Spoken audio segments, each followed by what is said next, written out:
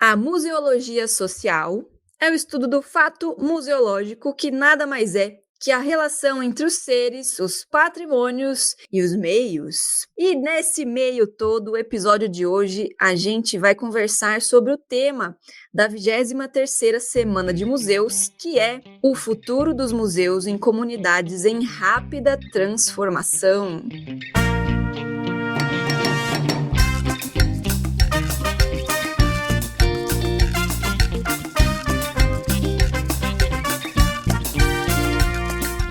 Hello, queridos museanders, bom dia, boa tarde, boa noite. Quem vos fala é Marina Gouveia. Estamos aqui reunidos hoje para conversar sobre a temática da 23ª Semana de Museus. Vou repetir o título: O futuro dos museus em comunidades em rápida transformação. Lembrando que essa temática ela está em diálogo com a temática anual do ICOM. Então vamos ver, nós temos aí uma programação riquíssima dos museus do Brasil todo, se planejando para compor aí, botar suas programações para rodar sobre esses temas. Temos palestras, visitas, várias coisas. Vale a pena checar a programação do museu aí da sua região, Museander. E bora lá para a gente apresentar aqui quem estamos presentes nesta gravação. Temos ela maravilhosa, sempre digníssima, esplendorosa, ruiva, cobreada, Juliana Gueiros. Olá! Olha, eu sei que a gente já chegou no 100º episódio. Um dia eu vou começar a acreditar nisso aí que vocês ficam falando pra mim, viu, galera? Um dia. Olá, museanders, como vocês estão? Preparados? Brasil! Preparados para mais questionamentos? Eu espero que sim, que o episódio vai ser massa. Também temos o magnífico, o enorme, o digníssimo, o abrilhantado Gustavo Nalva. Olá, queridos ouvintes, tudo bem com vocês? Olha, queria dizer que rápida transformação é algo complicado, viu? Porque o meu bairro está em rápida transformação. A todo dia que eu acordo tem um prédio novo. Como pode? Pois é, vamos conversar aí o que significa essa rápida transformação também, né? E para debater, para nos iluminar, para nos encaminhar neste tema, temos a maravilhosa, digníssima, unânime convidada de hoje, que é ninguém mais, ninguém menos, ela, a rainha de todas nós, Suzy Santos. Bem-vinda! Olá, Marina, Juliana, Gustavo e a todo mundo que está ouvindo a gente. Prazer estar com vocês, agradeço demais pelo convite. Eu não sou muito chegada a monarquias, mas tenho repensado isso, né, por conta das referências das rainhas e aos reis africanos, né, ancestralidade. Então, eu acho que nesse caso eu aceito a referência. Qual título você prefere? Sabe que essa coisa de título não é muito a minha cara, não. Eu sou mais títulos afetivos, né, querida, enfim. Mas agradeço demais pelo carinho, pelo convite. Quero que, com certeza, vai ser um ótimo papo com vocês.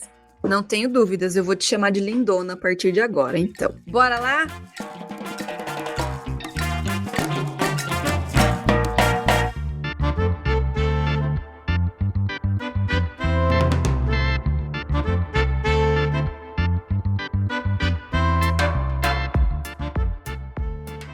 Suzy, de que maneira a sua trajetória, o seu trabalho, sua perspectiva se conectam com essa temática, né, da Semana de Museus desse ano? Repetindo, o futuro dos museus em comunidades em rápida transformação. É uma pergunta tão complicada, né, porque é uma trajetória de 4 décadas, né, uma mulher negra que na década de 80 sentia muito falta de referências negras e ao longo dos anos, né, foi se apropriando da sua própria identidade e também entendendo que precisava atuar nesse sentido, né, de conseguir construir referências ou evidenciar as referências que estavam invisibilizadas. E eu não entendo que, ao mesmo tempo que eu acho que é importante que aconteceram muitas coisas nessas últimas décadas, né, década de 80 para cá, pensando até mesmo nesse processo de redemocratização no país, né, pós uma ditadura. Parece que muita coisa mudou, mas ao mesmo tempo a sensação é de que nada mudou, né? A gente vê documentos da década de 80, do processo da Constituinte, e tem coisas que parece que não andou, né? Se discutiu muito, muitas ideias foram compartilhadas, e a gente está ainda reforçando as mesmas questões.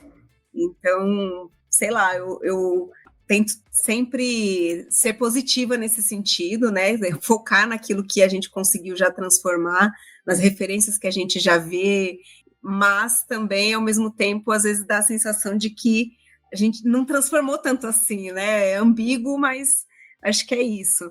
E eu me formei, né, num contexto e que ainda não tinha tantas políticas afirmativas como tem hoje, e vendo isso acontecer hoje e observando, né, oportunidades que eu não tive, né, como uma menina, uma jovem negra, que também foi mãe muito cedo, faltavam alguns dias para eu completar 16 anos. Então, tem muitas oportunidades hoje que eu não pude usufruir, embora já tenha usufruído de algumas, mas eu me vejo nessa rápida transformação também, né? Eu pisquei o olho, já estou com 40 anos, mas ao mesmo tempo, às vezes dá essa sensação de que as coisas não se transformam positivamente tão rápido como a gente quer. Não sei se eu coloquei mais caraminholas na cabeça de vocês aí com relação ao tema, mas eu acho que essa ambiguidade está presente mesmo na minha trajetória, na trajetória de outras pessoas que eu dialogo, assim, que tem um perfil parecido com o meu. Eu acho que a gente lida super com ambiguidades, nós enquanto profissionais da memória, que atuamos em campos da memória diversos aí, né? E a gente sempre esbarra com ambiguidades, incoerências. Afinal, algo se transforma, mas para que sentido, né? Dá para transformar para um sentido só ou não? É filosófico. Eu briso muito com coisa de tempo, porque a gente entende o tempo de uma maneira e outras pessoas e seres do mundo entendem o tempo de outra forma, né? A passagem do tempo. Enfim, o que você acha, Gu? Aproveitando só sua fala, né? Chegou uma promoção para mim de uma graduação em geografia, né? Da Unicid. Aí eu falei, tô com dinheiro sobrando. Mentira, não tô com dinheiro sobrando, não. Mas 140 conto ninguém nega, né? Vou lá fazer, vamos de curioso. Aí eu tive aula de geologia, né? Então, geografia, né? Chegou lá a parte de geologia. Aí eu fiquei assistindo as aulas, fiquei, né, tendo contato com aquele material assim, que eu tô na formação de história, de turismo, a geologia, assim, geografia a gente passa por cima, vê alguns conceitos ali, mas não se aprofunda, né? E como é profunda a geologia, né? Fazendo um trocadinho daqui. Porque quando a gente começa a trabalhar em que escolha conceitos de eras e conceitos, assim, da datação das pedras a partir do químico, né, que está presente ali, a gente vê o quanto nós somos recentes, o quanto o mais passado que a gente pode ter noção é ontem, ou foi hoje de manhã, na verdade, né? É isso também, a geologia dá aquele baque, né? Naquela sensação de excepcionalidade, que nós somos os únicos, né? O mundo foi feito para nós, não. Teve bastante vida antes da gente, né? Aproveitando essa raciocínio da Marina, o que é rápida transformação, né? A Suzy fez um comentário aqui de se tornar mãe, isso daí não é só os 9 meses ali de gestação, né? Tem todo um agregado, assim, eu nunca vou poder saber, né? Porque não faz parte de mim, mas essa questão relativa do tempo, assim, me pega, né? Porque quando a gente fala sobre a invasão europeia nas Américas, é uma grande, rápida transformação. É um genocídio, né? Um genocídio até biológico. Você tem impérios que em questão de anos ali vão decaindo e desaparecem, entre aspas, quase sem deixar vestígios, e aqui a gente está em 2025 lá, fazendo descobertas arqueológicas na Amazônia, tentando reviver essa memória, né? Então eu acho, me pega muito também essa questão da rápida transformação. O que é uma rápida transformação, né? Quando a gente vai para a história, a gente traz, eu acho que quem que fala do conceito de longa duração? É Legoff? Não é do Legoff. Fernand Braudel.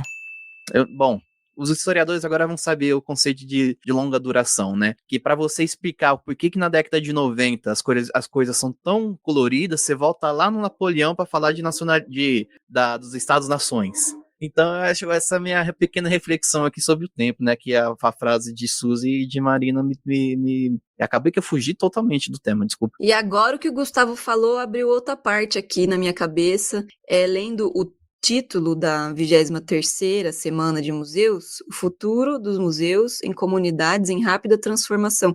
Me pareceu que esse rápido é um adjetivo esquisito para a transformação, como se a transformação pudesse ser medida, sabe? Pudesse ser mensurada, não sei. Ou, sei lá, rápida transformação, como se antes estivesse congelado e agora não tá. Enfim, vamos cair aí na pergunta sem resposta, né? O que é transformação aqui para essa compreensão? Será que Suzy vai responder isso pra gente ao longo do episódio? Eita, desafio! Eu tô aqui para colocar mais questões, não para respondê-las. Pensando até mesmo que nós hoje não somos as mesmas pessoas que fomos ontem, né? A gente está em transformação todos os dias. Aí depende e aí acho que é entender qual é a medição desse tempo, né? Como que a gente está considerando de fato como rápido ou não. E o fato da gente nomear isso, se a gente também não está sendo um agente nesse processo de aceleração, quando a gente nomeia, né, que as comunidades estão em rápida transformação. Durante a pandemia, eu fiquei uns 2 meses sem sair de casa, apavorada, eu tenho bronquite, então eu fiquei meio tensa, assim, de sair, e quando eu saí, e eu ficava muito aflita ao mesmo tempo, que eu via muitas pessoas da minha comunidade que não tinham parado de trabalhar, né, porque infelizmente o subemprego delas não permitia isso, mas e também assim, tinha que sair para trabalhar, então por que não ficar também circulando pela comunidade, ficar sem máscara, enfim, eram obrigados a ficar de máscara o dia inteiro no trabalho, quando chegava no bairro tirava a máscara, e aí muitas pessoas fazendo festa, fazendo churrasco, enfim, e aí quando eu saio na rua, eu fiquei chocada, porque a minha comunidade, que é uma comunidade periférica, ela se transformou muito em 2 meses. Então, porque acho que por conta de muitas pessoas estarem trabalhando, muitas que não têm trabalho formal, receberam algum tipo de auxílio e usaram esse recurso para poder fazer alguma reforma na casa, ampliar, subir uma laje, fazer um puxadinho. Então, tinham muitas casas que estavam muito diferentes. Então, de fato, em 2 meses, a gente viu uma transformação muito rápida. Mas, ao mesmo tempo, se a gente pensa no histórico de vida de várias dessas famílias, e que, às vezes, uma transformação dessa que aconteceu em 2 meses demorou 20 anos para ocorrer, né, para uma família ter uma oportunidade de fazer uma mudança na sua residência, para melhorar sua qualidade de vida. Então, será que de fato foi rápido, né? Se a família demorou 20 anos para conseguir fazer com que aquilo se tornasse uma realidade? Então, acho que a gente hoje também está sendo colocado, né? E a gente tem que tomar muito cuidado para a gente não reproduzir isso, né? Essa rapidez, tem que ser tudo para ontem. Ontem eu estava participando de uma reunião, as pessoas estavam bem aflitas com o cronograma do projeto, e no final eu tive que, ao mesmo tempo que eu estava entrando no ritmo da aflição, eu dei um passo para trás, comecei a desacelerar a forma como eu estava falando. E eu notei que as outras pessoas também desaceleraram, e aí começamos a nos tranquilizar, porque a gente também estava entrando na pilha. Então, acho que a gente tem que também prestar atenção se a gente não está sendo a gente nesse processo de aceleração. Só queria aproveitar que estamos na semana do dia 9, a gente está gravando aqui na semana do dia 9 de maio, que é o dia da vitória sobre o nazifascismo, e lembrar o nosso camarada Lenin, que diz que há décadas que nada acontece, e há semanas que décadas acontecem. Olha só, não esperava ter essas conversas aqui hoje, como disse Juliana Gueiros. Agora eu fiquei sem resposta para isso. Quer comentar alguma coisa, Ju? Vamos que vamos, porque eu tô... Você vê como esse tema é meio bugado, assim? Ele coisou a nossa mente, ele entrou em nossa mente, a gente tá em pane no sistema. O meu sistema entrou em outra pane, porque está dizendo comunidades em rápida transformação. Existe alguma comunidade que não está em transformação, que está parada? Como é que é isso? Né? Esquisito. Ainda bem que Suzy tá aí. Vamos que vamos. Ela vai botar mais pergunta aqui para nós. Então vamos ver onde a gente vai parar. Lascou-se. Seguindo, então. Suzy, quais são os conceitos-chave dessa temática desse ano? E como eles influenciam o futuro dos museus, na sua opinião? Olha, acho que a gente tem aí 3 conceitos fundamentais para os museus contemporâneos, né, que é patrimônio imaterial, juventude, novas tecnologias, e são conceitos que precisam de fato ser encarados, e não superficialmente, né? As novas tecnologias estão se impondo, a gente precisa se apropriar delas para não sermos engolidos, né, pela IA, senão daqui a pouco a gente vai encontrar um monte de robozinho nos nossos ambientes de trabalho, interagindo com a gente, e é importante, é fundamental, e também entender que a gente não precisava estar numa exaustão tão grande com a tecnologia que a gente tem hoje.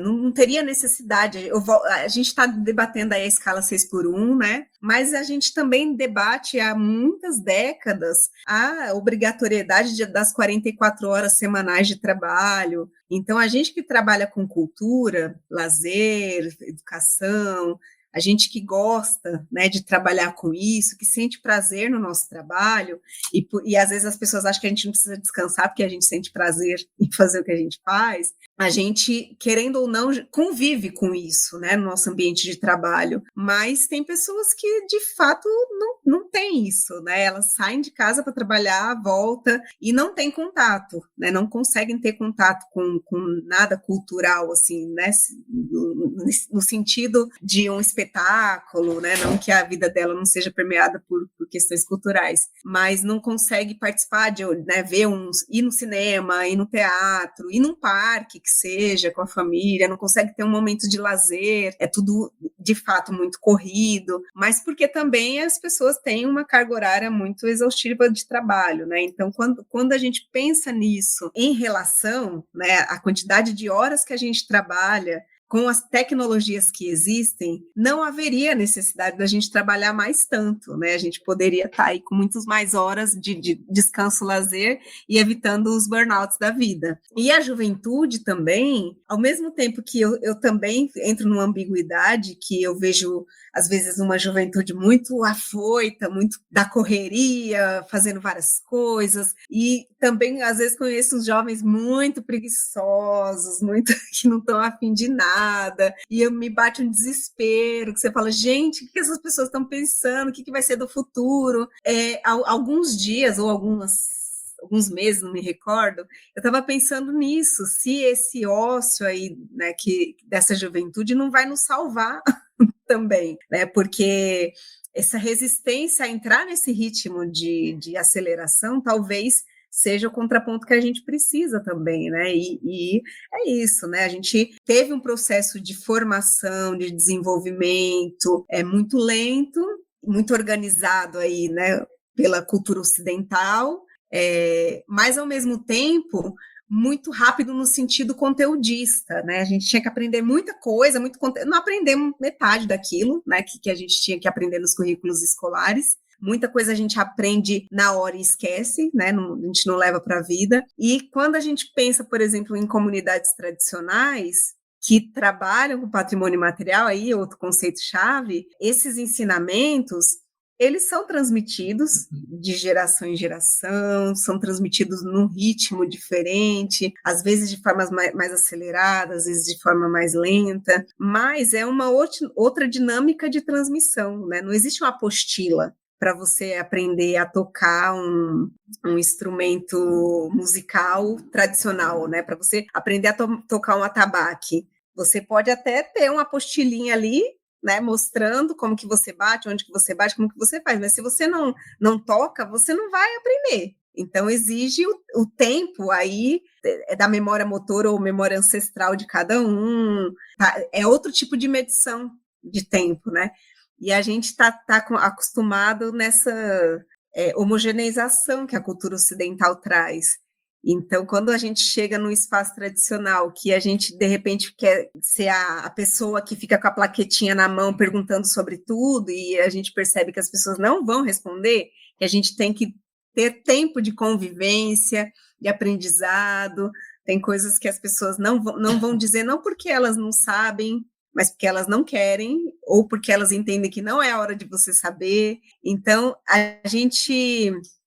são 3 conceitos que, para mim, assim, podia ter 3 semanas de museus em 3 anos diferentes para a gente debater cada um, porque também isso me angustia, sabe? Essa necessidade de falar sobre tudo a todo tempo, que se a gente joga lá no ChatGPT, ele traz uma conexão entre isso em 3 segundos, né? Mas a mente humana não tem outras nuances e não trabalha nesse ritmo, né? Então, acho que a gente tem aí muitos desafios pela frente, e nesse sentido, assim, da participação da juventude, eu acho que o ócio nos salva, e com relação ao patrimônio imaterial, as comunidades tradicionais, né, as pessoas que já sacaram, né, principalmente as pessoas mais velhas dessas comunidades, que já têm um tempo de vida, né, que já entenderam muitas coisas que a gente ainda está em processo de aprendizado, que a gente tem que ter calma, né, para ter algumas respostas, tem que recuar para poder avançar de vez em quando. Enfim, são muitas questões. Então, vocês veem, eu não tenho respostas, né? O que eu tenho mais é pergunta e reflexão a trazer, porque são conceitos muito caros, assim, muito caros, com muitas questões. Sim, De que juventude a gente está falando?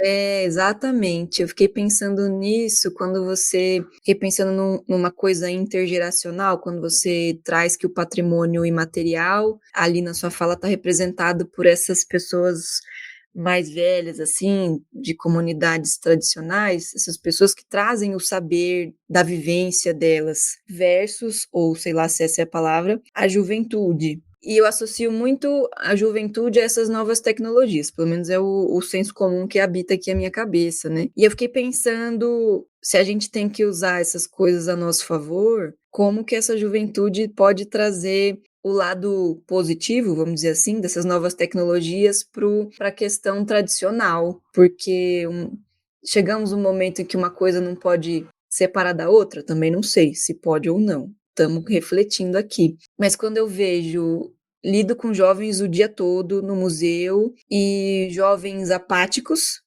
jovens muito ativos, jovens de vários perfis, né? Mas todos eles trazem muito conhecimento de tecnologia no geral. Como é que será que essa questão tradicional, essa questão do imaterial, do saber ancestral fica nessa situação, né? E aí lembrei dos macumbeiros de TikTok, sabe? Acho que foi bem por aí que eu fui nessa minha reflexão, entendeu? Onde estamos indo? Que transformação é essa? Enfim, e pensei em outra coisa também, mas eu esqueci. Eu acho que eu me perdi. Vou passar a palavra aqui para algum colega para ver o que vocês acham. Mas enfim, Ju, quer comentar? Então, né? Bom, se a gente for pensar nesses 3 pilares. Primeiro, eu fico pensando no que qual foi a urgência que se teve? Eu falei que é uma proposta da gente, para museando um pouquinho mais para frente, da gente se reunir com as pessoas que escolheram esses temas, tipo assim, que pararam, toda essa galera parou e pensou, não, vamos falar sobre isso aqui, porque tem uma urgência, tá? Qual que é essa urgência? Eu quero saber de onde ela vem, para que a gente consiga entender melhor também. Mas realmente, né, a gente vê esses museus, né? Museus que, se a gente for parar para pensar, entre muitas aspas, vem para guardar memórias, para comunicar memórias, enfim. Ainda assim os museus eles carregam esse resquício de guardião de história, guardião de memória. Enfim, a gente sabe que hoje em dia temos outra concepção sobre museus e espaços de memória, mas enfim. Ainda existe essa concepção fora da nossa bolha museológica, ainda existe essa concepção de que museu é lugar de coisa velha. Inclusive, eu estava assistindo esses dias, Pesadelo na Cozinha, e tem no meio eles falam, aqui parece um museu, porque tinha um monte de coisa antiga. Eu falei, gente, coisa velha. Assim, eu falei, cruzes, realmente está no imaginário, né? Mas a gente, enfim, fora da nossa bolha, existe isso, mas dentro da nossa bolha, beleza. Aí a gente tem essa realidade que a gente tá ainda lutando para, né, de alguma forma dissolver e trazer esse conceito da museologia contemporânea, uma museologia engajada socialmente, uma museologia que faz parte da sociedade. E nesse sentido, eu entendo que talvez esse tema foi pensado também pensando isso, como, enquanto pessoas que estão nessa bolha, que conversam sobre museus, como a gente engaja, como que a gente está lidando com essa juventude, né, que tem a juventude, como que é a juventude, novas tecnologias e patrimônio material.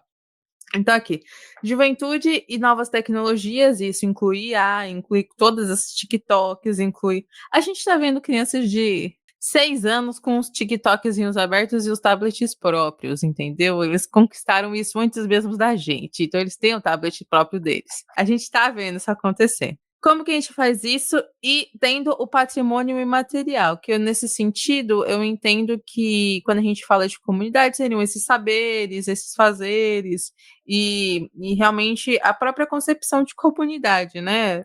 Aí dá para entender um pouco melhor o tema, né? Que é o futuro dos museus em comunidades em rápida transformação. Então, como a gente bate essas comunidades, as comunidades em si, os saber fazeres e tudo mais desse pessoal aí. E aqui por isso que a gente chamou a sua, vocês já entenderam, né? Agora qual que é o lance? E a juventude e as novas tecnologias. Como fazer? E essa é a questão que a Semana de Museus está trazendo para a gente trazer trabalhos para que a gente acabe entrando de alguma forma no consenso. Vocês também entenderam isso? Ou eu tô vocês entenderam mais ou menos isso? Porque eu entendi mais ou menos isso, que é como fazer isso numa forma dialógica, a partir da ideia de que, sim, ainda somos estigmatizados como espaços que guardam memórias e que não se atualizam, ainda somos estigmatizados assim, fora da nossa bolha. Então, como que a gente lida aí com isso? Aí, isso aqui eu pensando só nesse momento que a gente estava conversando, a gente já tinha... E também, veja lá, fiz a leitura imagética do que a gente tem aqui nos cartazes. Porque eles têm, né, no texto de referência, explicando os cartazes. E todos os pequenos... Porque, assim, imagem é informação, né, também. Então, todas as informações que tem nessa imagem, tudo que foi usado. Então, tem imagem de comunidade, tem as várias casinhas, uma em cima da outra. Aí tem imagem de frevo, do guarda-chuvinha do frevo, de coisa de samba, de um pandeiro. Aí tem a Amazônia. E aí tem uma mulher jovem negra no meio, que em uma composição de colagem, que é uma composição bem afrofuturística, e do afrofuturismo, né, que é essa vertente artística. Então, assim, eu sempre tento favor de ter realmente 3 semanas para falar uma de cada coisa, porque eu acho que no afã... Olá, queridos musenders. Neste momento a internet de Juliana foi de arrasta para cima. A quem interessa calar Juliana? Claro, mas ela volta no final para nos agraciar. S2 menor que 3. Bom, a juventude sempre é uma questão, né? Sempre uma questão, sempre vai ser uma questão, sempre será uma questão. É uma questão para nós, é uma questão para nossos, foi uma questão para nossos pais, nós fomos questões para nossos pais, nossas mães, assim como nossos pais, nossas mães foram questões para nossas avós, avós. E desde corre pela internet aí aquela frase, né, que desde a Grécia Antiga se fala mal das futuras gerações, né? Tem textos falando que a futura geração está perdida. A gente vê muito esse enfrentamento, né? 2 memes que eu quero comentar aqui, porque eu acho que o meme ele sintetiza muito, né? Ele faz essa sintetização da nossa realidade. Às vezes de forma cômica e também de forma trágica, e tragicômica, né? Quem sabe? A questão dos jovens fazendo piada, dos jovens, dessa geração mais nova fazendo piada da CLT. É uma geração que olha para nós, né? As pessoas que têm essa relação com o trabalho, essa relação de cobrança, tem essa relação de dependência do trabalho, não consegue criar uma mesma ligação. É uma geração que já pega da reforma trabalhista lá de 2016 do Temer, vê a gente tomando naquele lugar todo dia, né, essas relações de trabalho, olha para isso e fala, não quero perpetuar isso que vocês trazem pra gente. Né? É quase que uma relação. É uma relação dialética, né? Uma relação dialética, em que a gente se entra em conflito, porque eles olham pra gente, ou que aquilo que eles não querem, aquilo que eles não desejam. E acaba que, assim, fazendo essa piada, que eu acho complicado fazer piada com CLT, né? Que a CLT tem vários problemas, mas CLT ainda é bom que exista. É uma questão muito complicada. E também os memes de geração Millennium versus geração Z, esses conflitos, né, que a geração é assim, a outra geração, que eles estão na geração perdida. Gente, primeiro que nós viemos de isso que eu tô me botando na geração milênio, né, que pelas datações eu nem sou, mas nós viemos de um fim, assim, de um mundo bipolar, de uma hegemonia norte-americana, do auge do norte-americano, né, do estadunidense, dessas relações culturas. E agora essa geração está vendo assim como nós também, a queda do império, né? Essas crises do neoliberalismo e todo um mundo em transformação, né? Quando a gente fala do mundo em transformação aqui, em rápidas transformações, né? Dá para a gente lembrar disso. O patrimônio material, a gente cria. Essa geração está conseguindo ter mais contato, não sei também por conta da pandemia, desses memoriais digitais, né? Que está surgindo memorial digital, surgiu um memorial digital do iCode, com alternativas, né? Eu vou até fazer uma pergunta para a Suzy, se ela me permite aqui. Durante minha graduação em História, um professor meu que deu historiografia, ele usava o exemplo na aula dele de uma aluna que ele teve que foi pedir a orientação dele para um trabalho que ele queria fazer ela queria fazer um trabalho sobre, eu não vou lembrar agora qual que é o povo certo né, povo africano certo agora, mas resumindo, ela queria fazer um trabalho de história oral em que pessoas no terreiro incorporariam entidades vindas de África. E ela entrevistaria essas entidades, né? A pessoa incorporada com ele tacando pau, né? Falando assim, primeiro que uma coisa é trabalhar com história oral e trazendo todas aquelas questões aquelas questões, no caso do pensamento tradicional da acadêmico e os embates da história oral, né? Do relato oral. E ainda falar sobre essas entrevistas com entidades, né, que entra numa questão de religião também. Eu queria saber com você, assim, nós que aqui somos do campo acadêmico, como você vê hoje essa relação, um mundo acadêmico, um mundo com as suas metodologias, assim, que a gente tá por dentro, que a gente desenvolve dentro dessa metodologia, e esses campos mais tradicionais, assim, que tem um apelo, né, que ou muitas vezes apenas tem a história oral. Eu consegui. Você entendeu minha pergunta? Mais ou menos, não sei se eu entendi, vamos ver.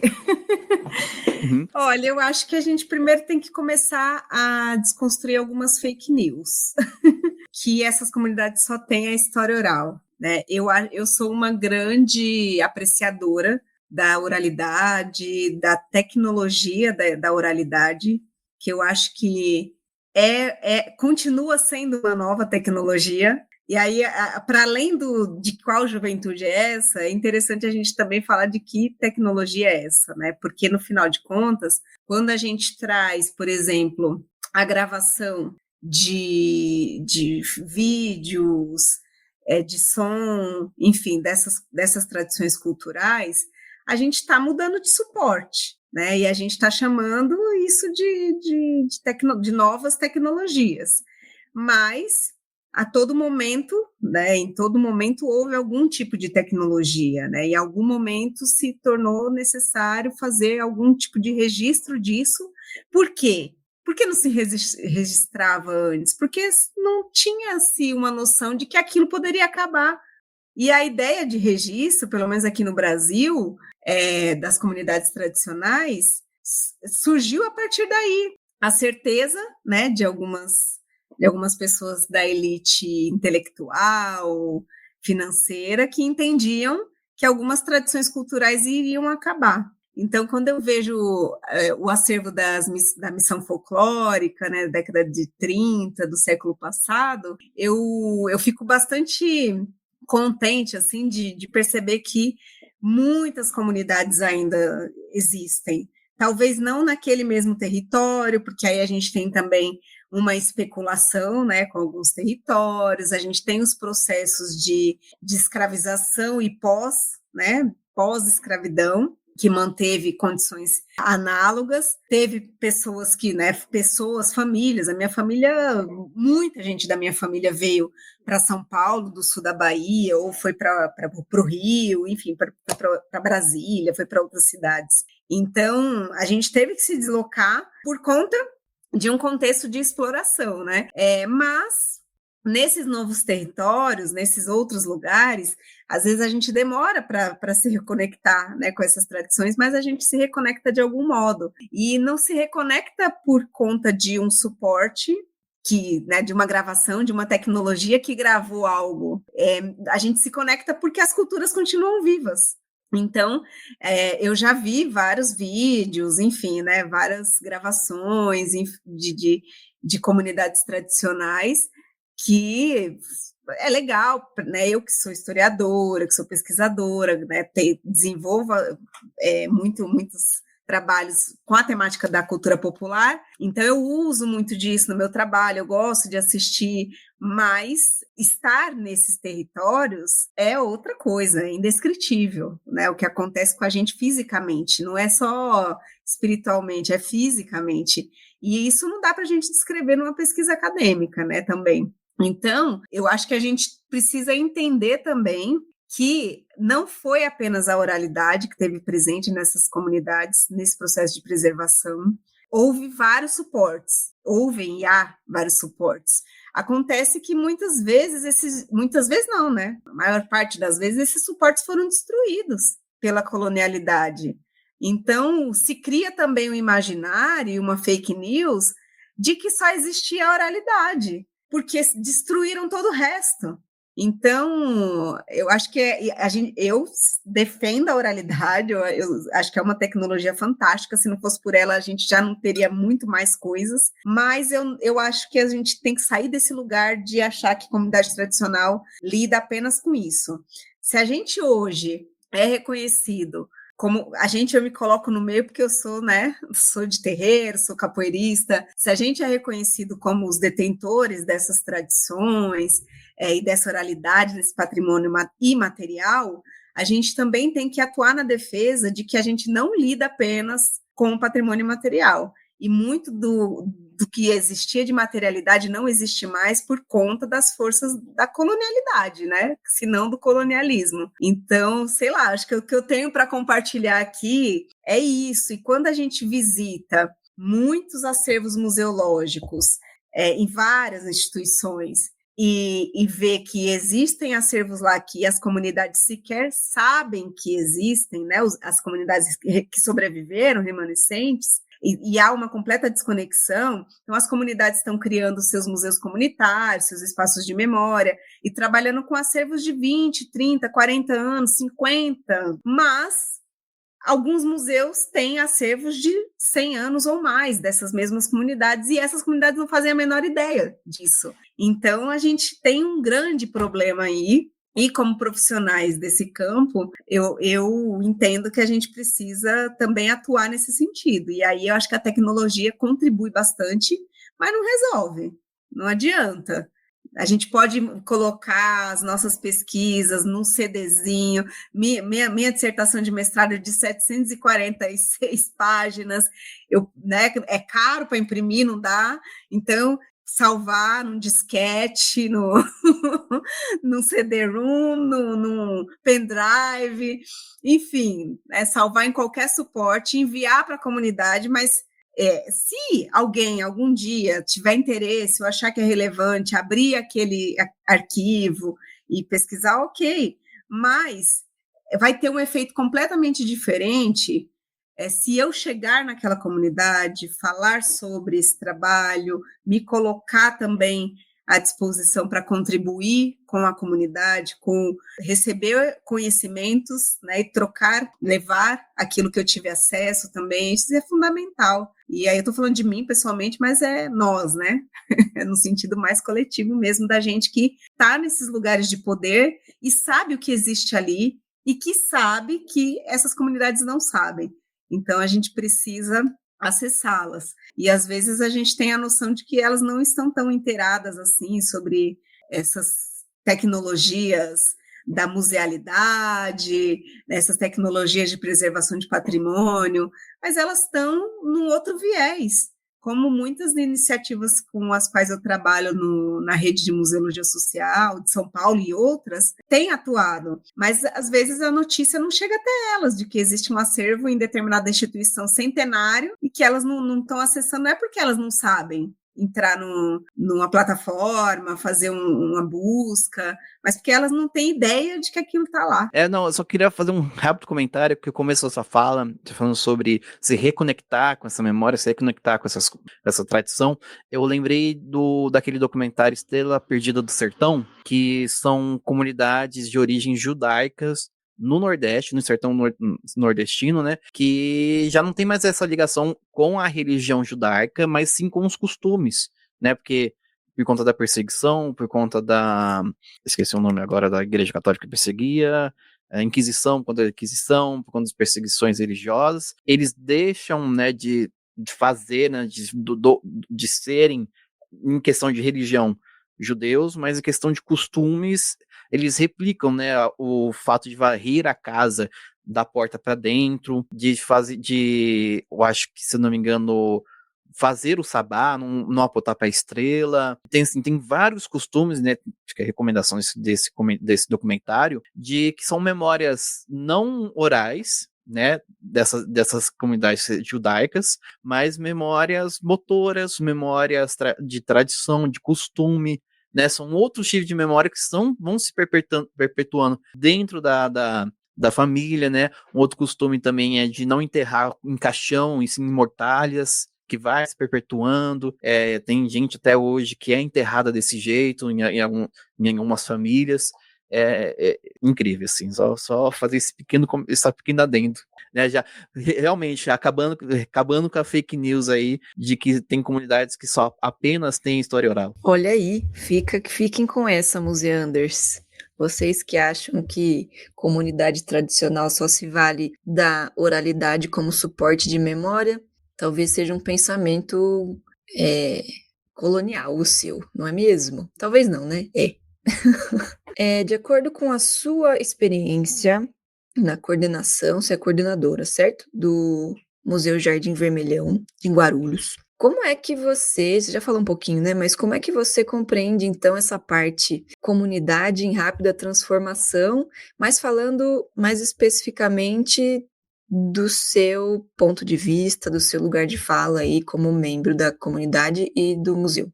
Eu nem sei se a gente consegue usar esse conceito aqui. O Jardim Vermelhão tem 30 anos, mais ou menos. Então, pensar nessa comunidade em rápida transformação num período de 30 anos, acho que é difícil, né? Mas Eu penso assim das últimas décadas, né? Pensando década de 70 para cá, que teve. E aí eu não entendo só a comunidade do Vermelhão, mas muitos migrantes nordestinos, né? Que vieram para São Paulo, trabalhar na construção civil, muita gente, né? Então, construção da Dutra, construção de muitas cidades aí, da rodovia Dutra, né? Então, eu penso muito que são transformações, e eu volto também naquilo que eu já tinha comentado anteriormente, né? São transformações que vêm ocorrendo nessas últimas décadas, que estão conectadas com processos centenários de exploração e colonização. Então, a minha família é de origem negra, paterna, e da minha mãe tem a mescla entre branco e indígena, né? Então, as tradições, que é de Pernambuco, meu pai da Bahia, são comunidades que vêm já há alguns séculos enfrentando esse colonialismo, século XX passando por processos muito violentos, né, das tentativas de saída desse processo colonial. Eu acho muito interessante quando o Nego Bispo comentava que existem comunidades que são contracoloniais porque, de fato, elas não tiveram, dentro desse processo colonial, que conseguiram se manter afastadas, né, conseguiram fazer com que os colonizadores não chegassem até elas, por meio das suas várias estratégias. Mas existem muitas comunidades que, né, infelizmente, passaram por processos muito violentos de colonização. Então, hoje, quando a gente pensa nesse processo de 3 décadas do Jardim Vermelhão, e nessas transformações que ocorreram aqui, a gente tem fotografias do bairro em seu início, e vem aqui, é tudo muito recente. Eu tenho um colega inglês que ele falava, nossa, é estranho, porque lá na Inglaterra é tudo muito, né, de um tempo muito grande, assim, então aqui é tudo muito recente, e até ele falar isso para mim, eu não tinha pensado, né, nossa, mesmo os lugares mais antigos para a gente aqui, em São Paulo, por exemplo, são muito recentes, né, coisa de 100, 150 anos, diferente de 500 anos, 300 anos.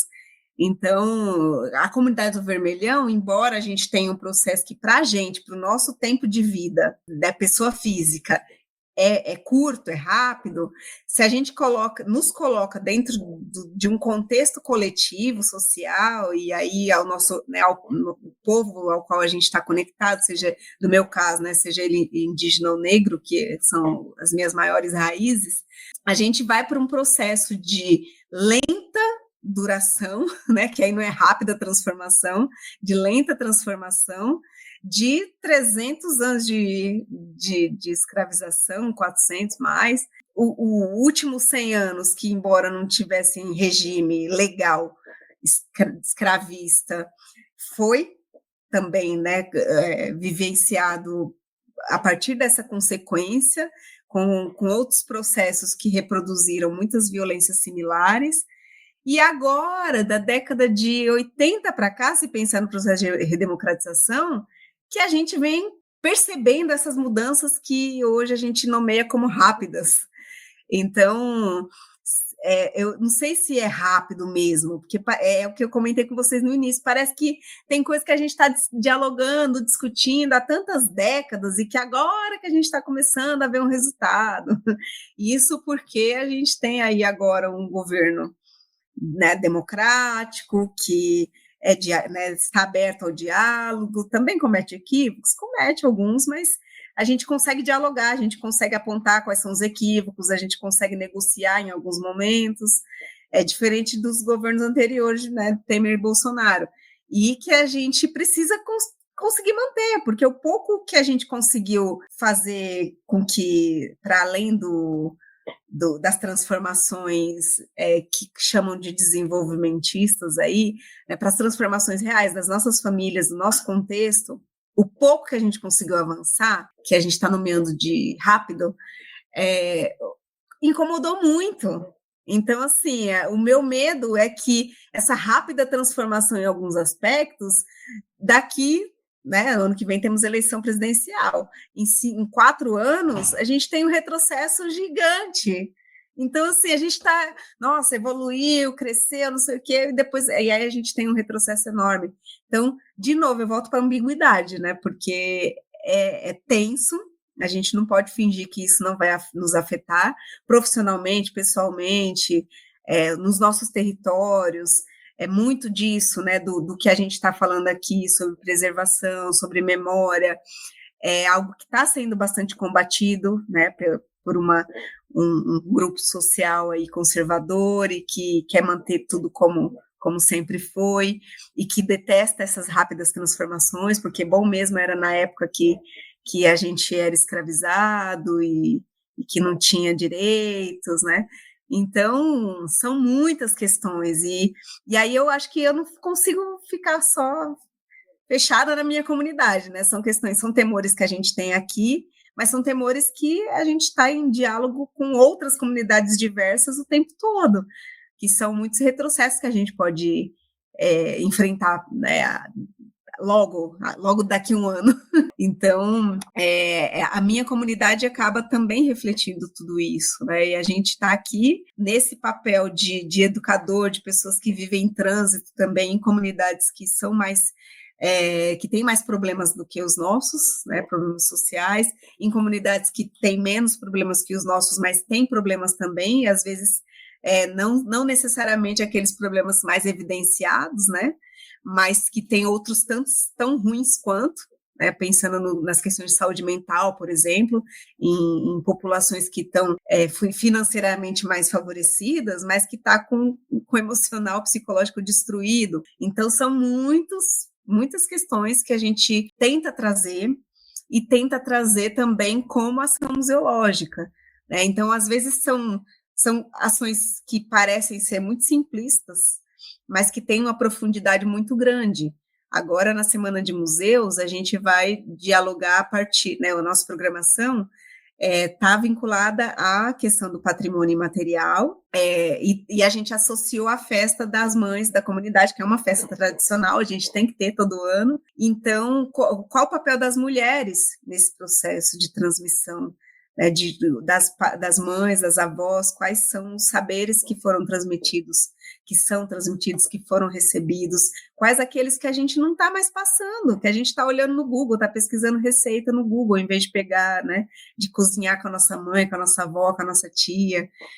A gente tem muitos processos, né, que a gente vai aprendendo, às vezes a forma como a gente anda na rua, em segurança. Eu nunca me esqueço de quando adolescente falaram para mim, olha, depois de tal hora na rua, não anda na calçada, anda no meio da rua, que é mais fácil de você ter para onde correr. Então, é algo que foi um aprendizado que eu tive, né, das griots aí, que eu levo para frente, né, e como que a gente desenvolve a atenção, né, para poder saber se tem algum risco próximo, como que a gente sai também pela tangente em algumas situações, são tecnologias também que a gente precisa evidenciar. E a juventude está ali também para contar isso, né, para contar, para tá presente também nesse processo, tá presente registrando, fotografando, fazendo a selfie. O que a gente precisa alertá-los é que essa selfie de hoje, se o celular pifa, se a gente não tem nenhum suporte resistente para essas memórias, tudo vai se esvair.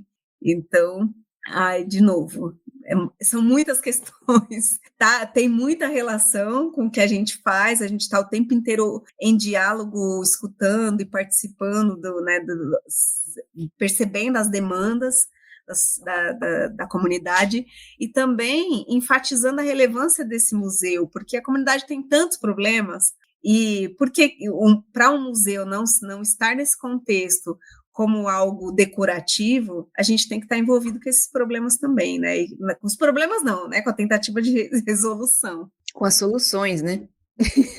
Sim. Eu tenho perguntas. Primeiro, eu achei muito importante o nosso papel em trazer à tona as relações de patrimônio imaterial e gênero, É muito importante, então achei interessante, acho que a gente pode gravar um episódio só sobre essa festa sua aí que você comentou agora. Sua não, né? Da comunidade. É um assunto muito legal, muito importante. E eu fiquei com uma dúvida do que você começou a falar quando esse seu colega inglês fez a comparação de que tudo aqui para ele é recente, tudo lá onde ele mora tem mais tempo, né?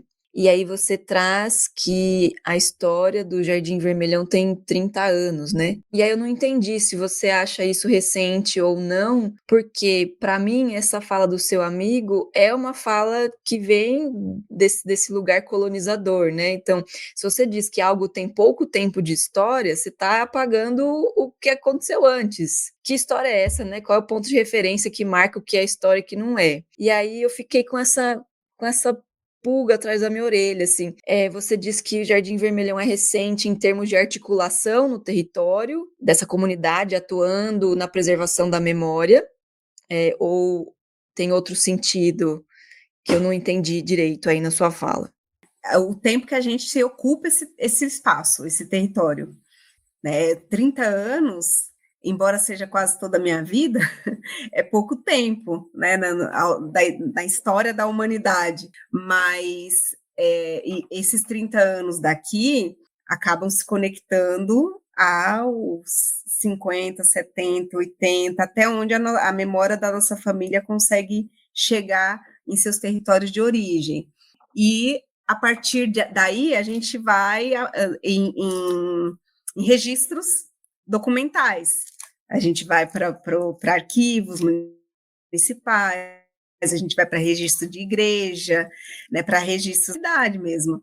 Então, material, no sentido desse diálogo que esse meu colega comentou, era por conta das construções, né, as construções que são recentes, né, que foram as cidades, né, o patrimônio edificado mesmo. Então, aqui no Jardim Vermelhão, a gente tem o bairro, como o reconhecimento do bairro como um patrimônio a partir dessa musealização.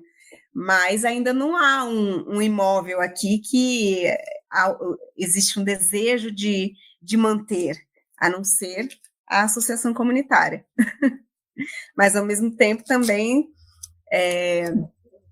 tem gente que já acha que essa associação não faz sentido mais, porque a comunidade já conseguiu o objetivo dela, que era ficar nesse lugar, né, que é por conta do processo de regularização fundiária, né, de reintegração de posse. Então, já cumpriu sua função. E aí a gente está aqui dizendo, não, a gente cumpriu aquela função, ainda está quase sendo cumprida, que ainda não terminou o processo de regularização, mas a associação não precisa ter só essa função. Ela vai se atualizando, ela vai agregando outras demandas, que a comunidade continua tendo demandas. Então, e mesmo se a gente tudo, né, virar pessoas favorecidas, famílias favorecidas aí financeiramente nas próximas décadas, vai ter outras demandas. Então, sempre tem uma função, né? O que a gente precisa reforçar a importância desses espaços de sociabilidade, de troca. Essa festa é assim, né? Ela tem esse significado. Tem famílias que tem uma tradição interna ali de fazer um almoço no Dia das Mães, de se reunir periodicamente, e tem famílias que não têm essa tradição, e tem famílias que não podem ter porque não tem recurso suficiente. Então, o espaço de sociabilidade, de reconhecimento, de ênfase à importância dessas pessoas, né, dessas mulheres, é na festa comunitária. E aí a gente faz com o maior carinho, porque a gente entende que é importante, entende que é importante a gente manter esses laços comunitários. Muitas pessoas que visitam o nosso museu comentam isso, né, que é interessante a forma como a gente interage na comunidade, porque são pessoas que não conhecem os seus vizinhos, né, não conhece a sua comunidade, conhece assim, vai no mercado, vai na farmácia, conhece aquele vendedor, aquela vendedora, daqui um tempo o vendedor sai, vai embora, a pessoa não sabe nada sobre aquela pessoa. Aqui não, a gente se conhece na rua e de repente a gente descobre que alguém é nosso primo de segundo grau. Então, a gente conhece uma pessoa, depois de meses a gente conhece outra e vai descobrir que elas têm algum parentesco. Então, essa relação é muito ainda comunitária, né? Algo que eu comentava, assim, de algumas séries, alguns filmes que eu assistia que eu achava muito bonito e que não tinha. Eu morei na Vila Mariana, lá tinha, no início, quando eu era bem criança, depois foi se perdendo por conta das novas construções. Quando eu mudo para o Jabaquara, eu chego numa comunidade também, o Pombal, salve Pombal, lá na Vila Santa Catarina, que era uma comunidade também bastante... que tinha uma identidade própria. Hoje o Pombal está bem diferente, mas a gente que morou lá na década de 90 ali, tinha uma relação muito forte assim com o bairro e com aquele lugar especificamente. Depois eu mudo para o Ipiranga. Para mim foi horrível mudar para o Ipiranga, porque era um lugar que eu não me conectava com ninguém. E aí, quando eu começo a me conectar, eu entendo que é com pessoas com um perfil muito parecido com o meu, de origem nordestina, pessoas negras. Aí você vai se entendendo dentro dessa comunidade. E quando eu venho para o Vermelhão, nossa, aí pronto, né? Aí que a gente não fica depressiva dentro de casa, né? Se você sai na porta da sua casa, logo você acha alguém para conversar, para trocar uma ideia, a gente vai fazendo amizade. Então, embora o que se evidencia dessas comunidades sejam as suas carências, a gente se sente humano, assim, sabe? Estando aqui. E eu fico muito assim, gente, se eu for embora daqui um dia, como que vai ser? A gente já começa a sofrer antecipadamente, né? Mas, e onde que a gente vai encontrar o que a gente tem aqui, né? Essa relação que a gente tem. E tem gente que já perguntou, assim, porque viu que, a Suzy se formou, fez mestrado, não sei o que e tal, ela não vai sair do Vermelhão? Como se o fato de eu ascender socialmente, assim, né, significasse que eu preciso sair daqui.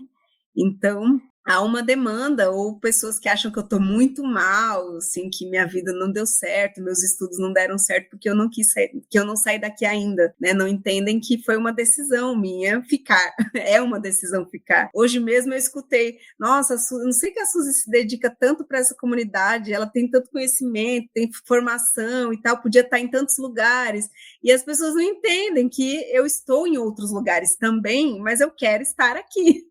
É muito louco isso. E como se estar lá fosse algo menor. Sim. E não, né? E olha só, mal sabem eles que os afetos aí afetando a todos, como diz, temos vários episódios que a gente traz à tona essa fala do Átila, quando a gente conversou com ele sobre o patrimônio, e aí o Gustavo gosta muito dessa fala dele, ele fala do que patrimônio é afeto. E deixar-se afetar também, né? E acho que faz muito sentido com o que a gente está falando aqui hoje. Mal sabem essas pessoas que te questionam que o afeto te liga a esse lugar e motivou sua escolha, né? E que é isso, é uma escolha como qualquer outra, de estar ali, onde você se identifica, onde você se sente parte, pertencente. O seu comentário me fez lembrar uma coisa. Eu mudei para o Jardim Vermelhão, meu pai, meus tios, compraram um lote aqui para a família dele, então trouxeram minha avó, vários tios vieram do sul da Bahia. E a gente vinha visitar, e nunca imaginei que eu pudesse morar aqui. Morava no Ipiranga, e os aluguéis foram subindo, e um dia, vindo aqui visitar meu pai, ele comentou, por que vocês não constroem aqui em cima? Mas a ideia era a gente construir para juntar uma grana para comprar um apartamento em qualquer lugar, né, para a gente sair do aluguel. E aí a gente veio para cá, os primeiros anos ali, né, 1, 2 anos, foi legal e tal, mas depois, e a gente também, né, não foi humilde, assim, a gente não quis construir um um quarto-cozinha e ficar na humildade. A gente quis construir uma casa com espaço mesmo, para a gente ficar confortável até o momento que a gente ficasse. E depois, quando eu comecei a ver apartamentos, eu falei, gente, como que eu vou sair da minha casa e ir para um lugar que não vai caber metade das minhas coisas? Eu até pensei naquele filme Up, né? Se eu pudesse carregar minha casa, seria ótimo. E aí começou a acontecer um monte de coisas na minha vida, um monte de problemas. Eu sofri 2 acidentes de carro, de moto, enfim, foram muitos problemas e eu não conseguia sair daqui. E aí eu comecei a entrar no desespero. Eu falei, gente, já passou 3 anos, 4 anos, 5 anos, e eu tô presa ao vermelhão, eu não consigo sair, os nossos planos deram tudo errado.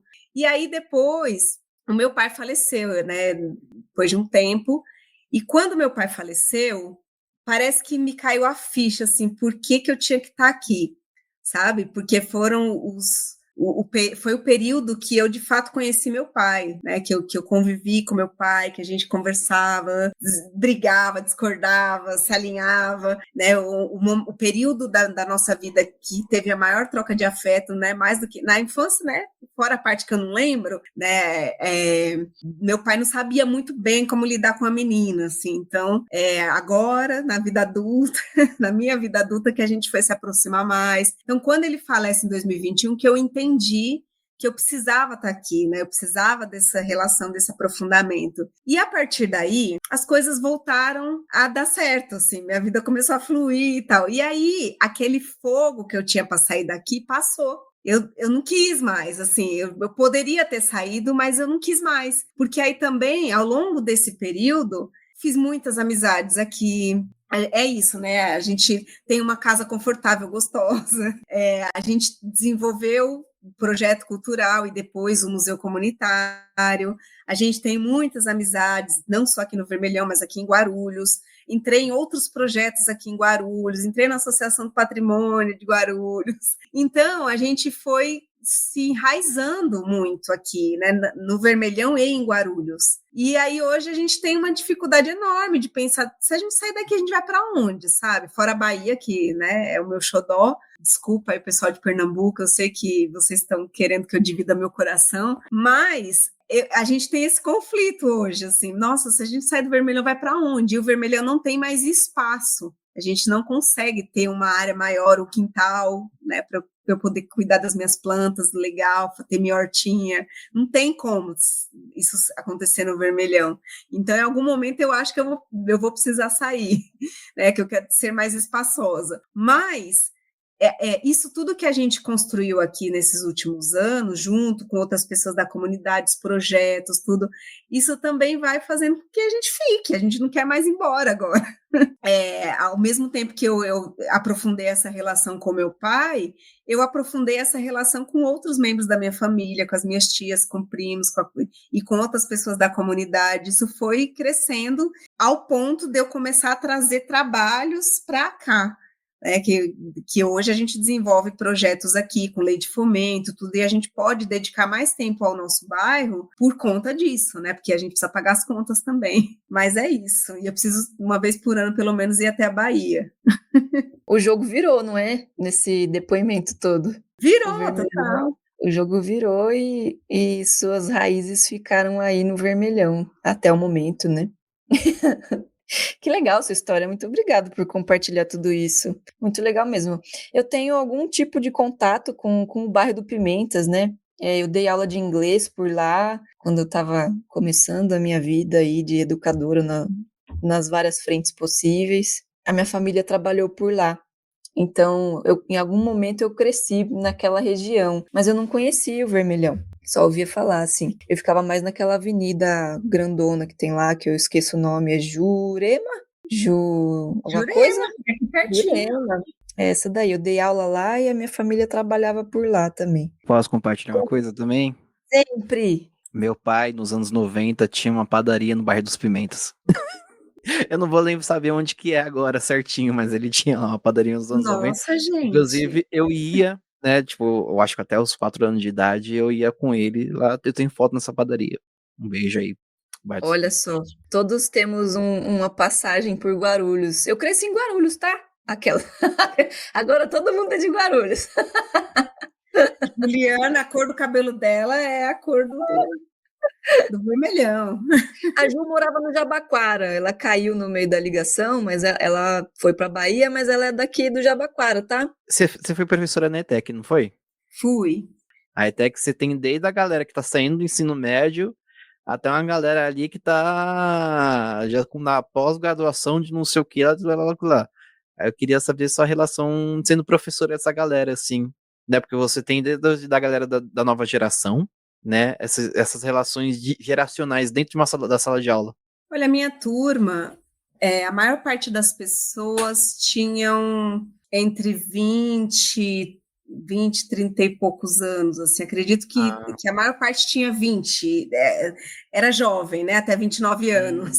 Tinha um rapaz que tinha 16 ou 17, se eu não me engano, que ele era mais jovem, mas a maior parte tinha uma faixa etária próxima, assim.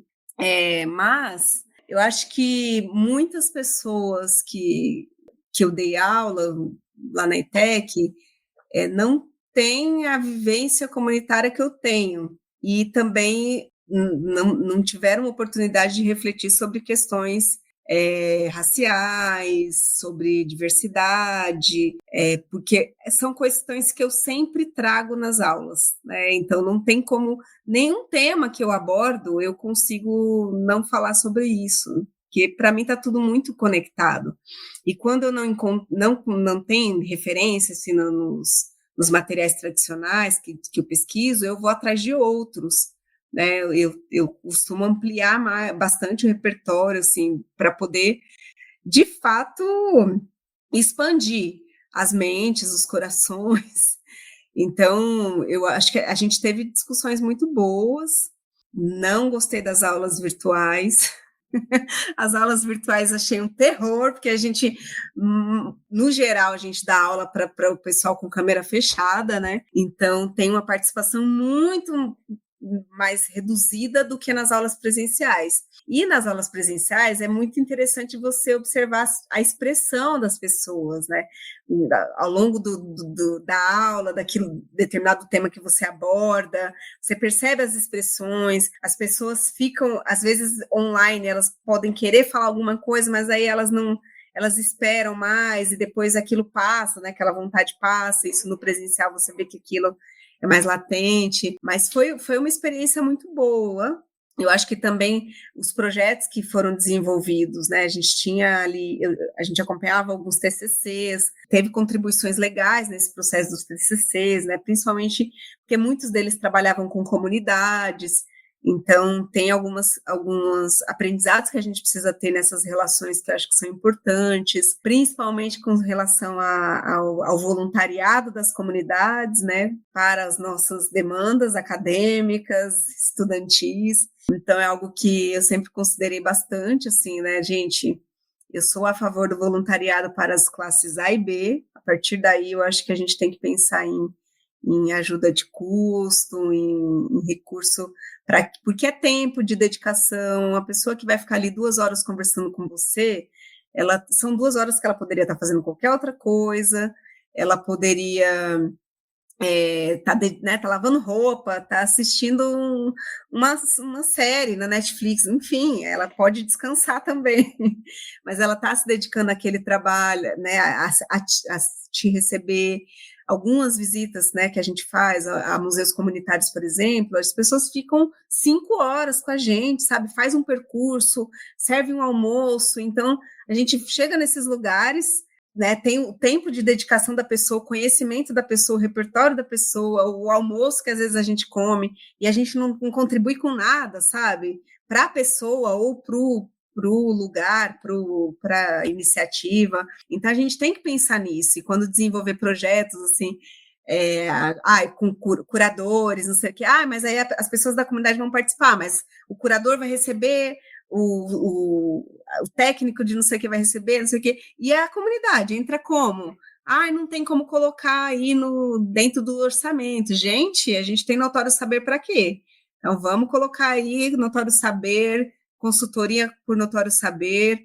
Então, a gente vai encontrando estratégias para conseguir inserir esses sujeitos nesses projetos, né? Inserir as comunidades de forma comprometida mesmo, né? Então, quando a gente consegue conversar sobre isso com pessoas que são jovens, né? Estão começando a sua vida laboral, isso é importante porque a pessoa vai levar para a vida toda, vai expandir para outros lugares também. Eu acho que o maior ganho, assim, que eu acho que o que mais foi significativo nesse processo foi isso. Era para ser uma resposta curta, né? Vocês viram que eu me empolguei. Ah, não, a gente, assim que a gente gosta. Mas é isso, assim, porque eu fiz 2 ETEC e as duas, praticamente, a gente tinha esse modelo, tipo, a gente tinha esses exemplos de gente que estava no fundamental ainda e gente que já era aposentada, sabe? Então, era muito interessante, assim, estar dentro da sala de aula, mesmo como um aluno, observar essas relações, assim, né? Então, por isso que eu fiquei interessado na sua visão como professora. Mas muito obrigado por compartilhar.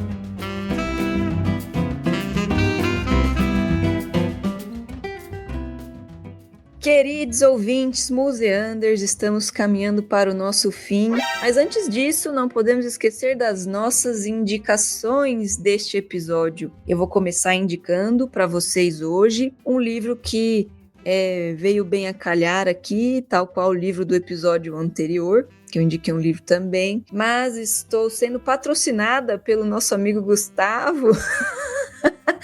Ele me presenteia com muitos livros, então eu estou lendo esse aqui que ele me deu, da Chimamanda Ngozi Adichie, chamado Hibisco Roxo. Então ela traz aqui uma história de uma família nigeriana que sofre muitas consequências, reproduz, né? Muitos dos comportamentos, consequências do processo violentíssimo de colonização lá na Nigéria. Eu estou na metade do livro, estou adorando a história em si e o jeito que a Chimamanda escreve, e acho interessante também trazer aqui que temos que ler autoras diversas e de outras regiões que não a do mainstream que estamos adestrados a consumir. É isso. Esta é a minha indicação. Suzy, você tem alguma indicação para os ouvintes hoje? Tenho. Eu tenho 2 que não tem nada a ver uma com a outra, mas eu acho que uma é um artigo que eu estou lendo e relendo, de 71, do Stanislas Adotevy, que, ai gente, meu francês, eu não sei, alguém sabe falar francês aí? Le musée Inversion de la vie, le musée dans les systèmes éducatifs et culturels contemporains. O Museu da Inversão da Vida, o Museu dos Sistemas Educativos e Culturais Contemporâneos. Mas eu posso colocar aqui no chat para vocês verem o título em francês, que está no site do Minon, do ICON, disponível. Acho que é um artigo que vale a pena, assim, eu estou no processo de tradução, mas vou e volto, porque ele fala sobre a comunidade, né, a comunidade viva e aquilo que existe dentro dos museus, que não é a comunidade.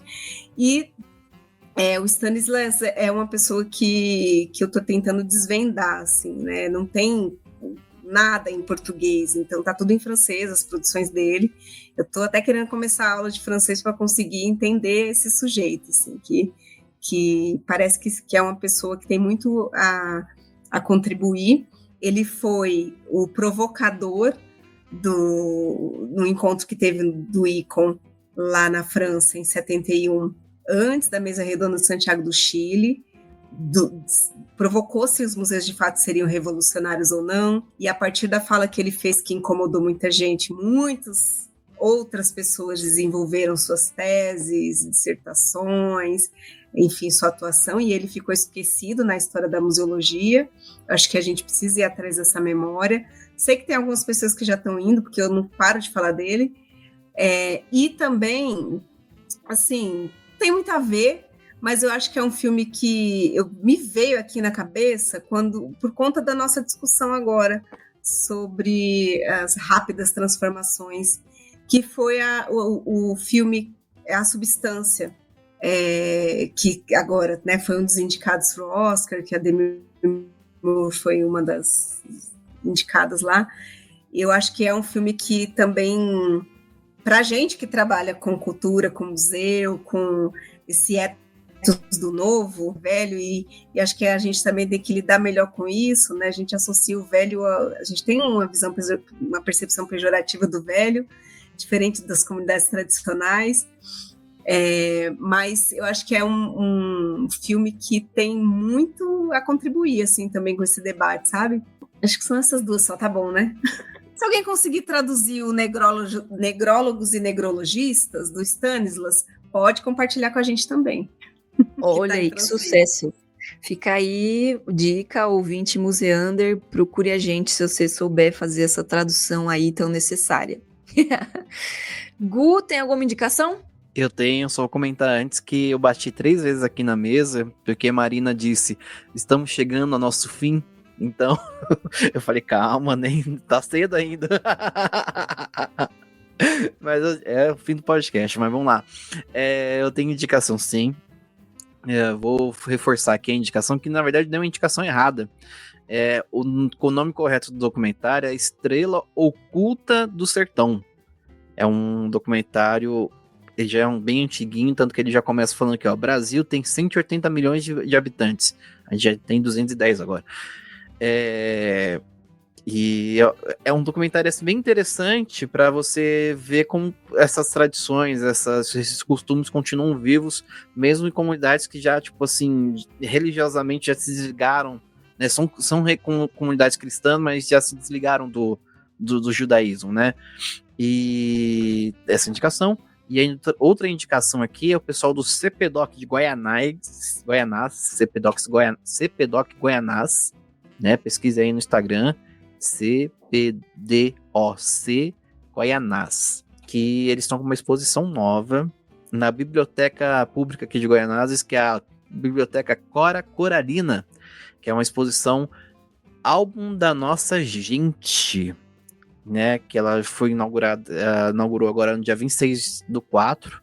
Eu não tô conseguindo ver agora até quando que ela vai ficar na biblioteca, mas eu acho que vai ficar um bom tempo na biblioteca. Então, quem for de Guaianazes ou estiver passando por Guaianazes, procure a Biblioteca Cora Coralina, uma biblioteca antiguíssima aqui no bairro, né? A Suzy falou que o bairro dela, assim, em questão de construções, é de 30 anos. Guaianazes, o meu caso é o inverso, né? O meu bairro é bem...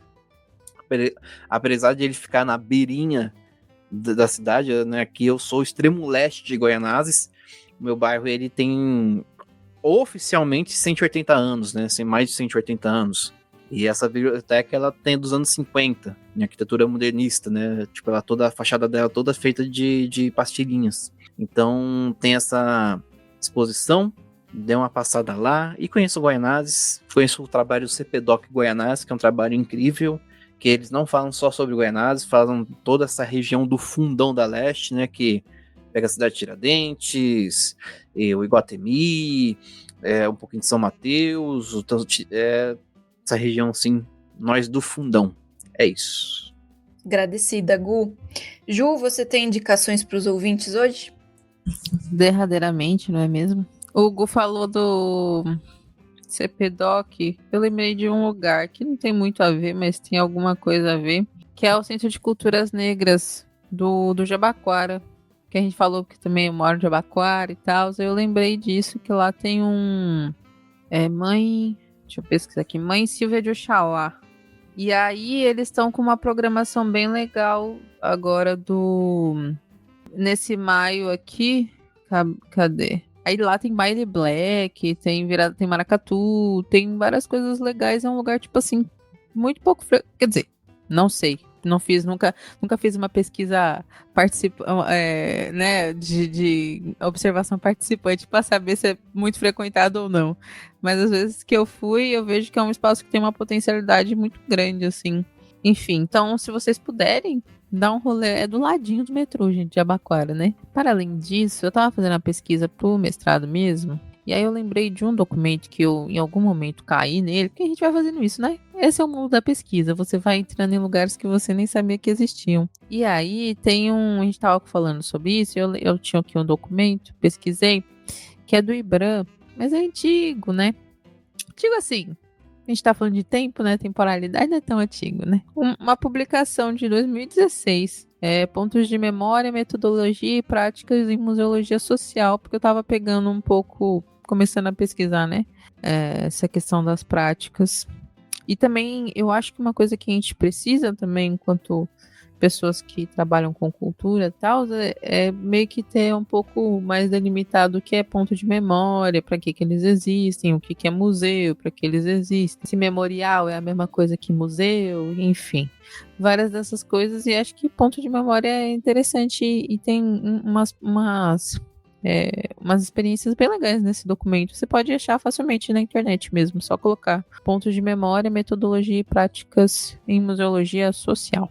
É isso. Foram as coisas que eu mais achei assim dentro da minha cachola que se relacionavam com algo que vocês provavelmente falaram, porque eu não estava aqui para saber.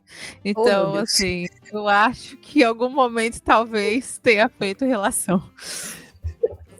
Obrigado, Ju. Eu vou pesquisar esse documento. Eu vou ver que eu me interessei.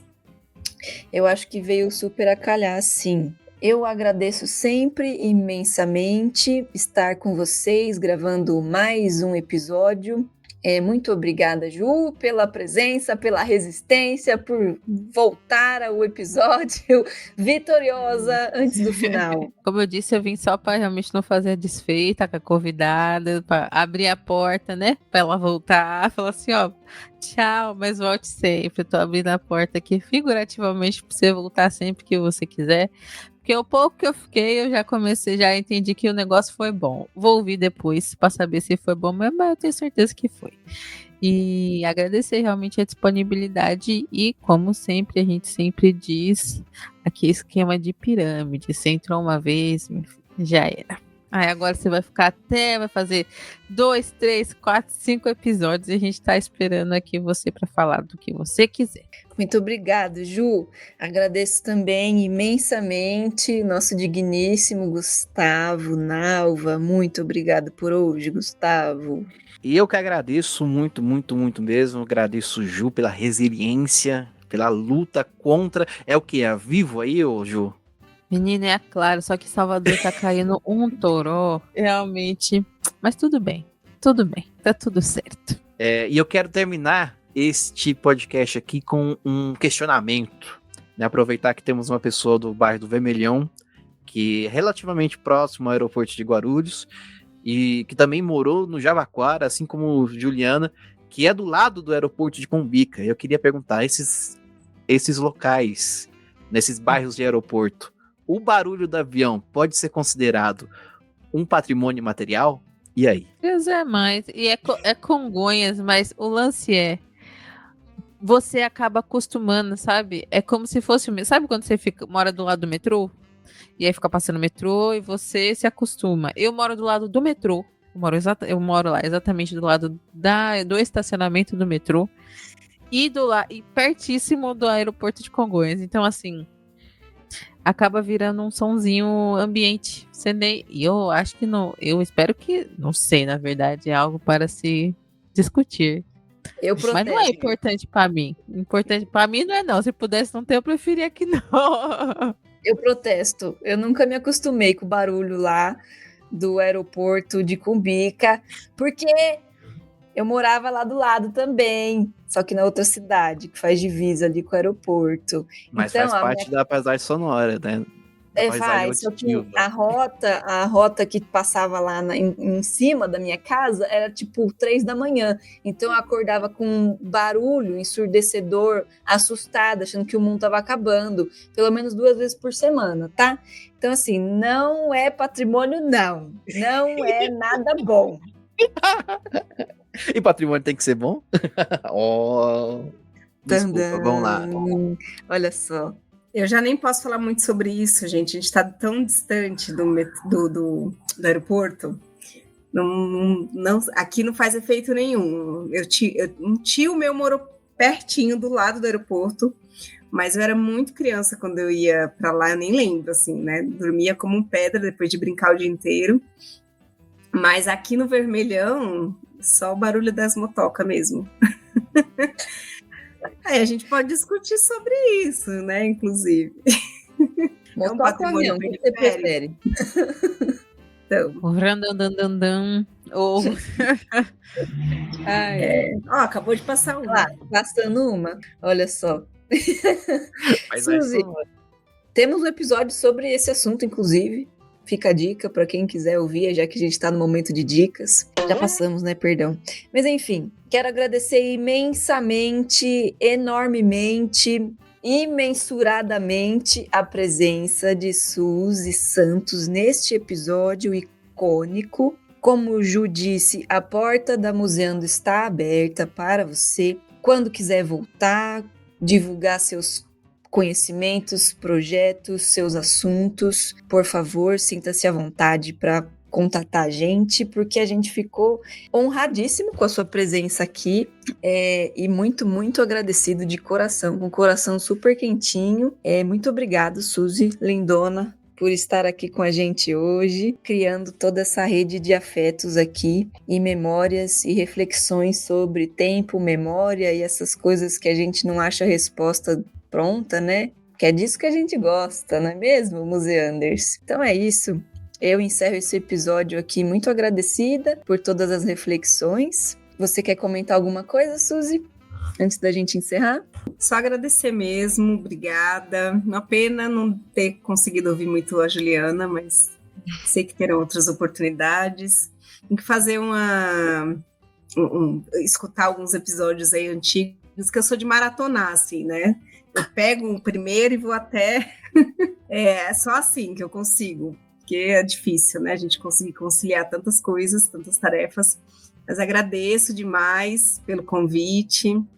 Acho que são questões necessárias, né, para a gente discutir, sair da obviedade, quando a gente trabalha muito com o meio que a gente trabalha também, cobra muito produções, artigos, e às vezes eu leio os artigos e eu fico com uma preguiça enorme, que parece que eu estou lendo a mesma coisa pela milésima vez. Eu acho que esses bate-papos tiram a gente um pouco desse lugar, né, dessa caixinha, e levam a gente para refletir sobre outras questões. Você vê, só sobre esse tema da Semana de Museus a gente já foi muito longe, né? E com certeza a gente vai dormir e amanhã vai ficar pensando em várias outras coisas a partir daí. Então, eu tenho outra discussão essa semana e outro bate-papo sobre isso na ETEC, Parque da Juventude, inclusive deixo o convite aqui para vocês. E com certeza daqui para lá vou refletir algumas coisas que a gente discutiu hoje. E agradeço demais, assim, espero que a gente consiga conversar mais vezes. E também deixo o convite aberto para vocês virem aqui no Museu Comunitário Jardim Vermelhão, ou em alguma das outras milhares de iniciativas que eu tô, né, que uma como é que chama? Do povo, gente? Uma das tentáculos, ventanas, ó. Um dos tentáculos, um dos meus tentáculos estão, enfim, para a gente se encontrar. Obrigada, viu, gente? Nós que agradecemos e vai ser uma honra encontrar você por aí, em algum tentáculo seu.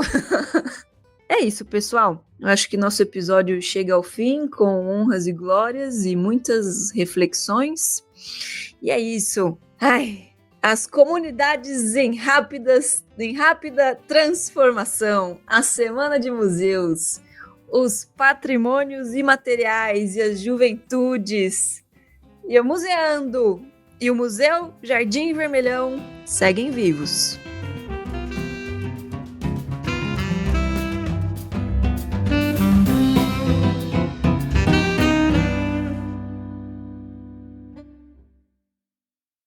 Muito obrigado, vão com Deus, valeu. Santos!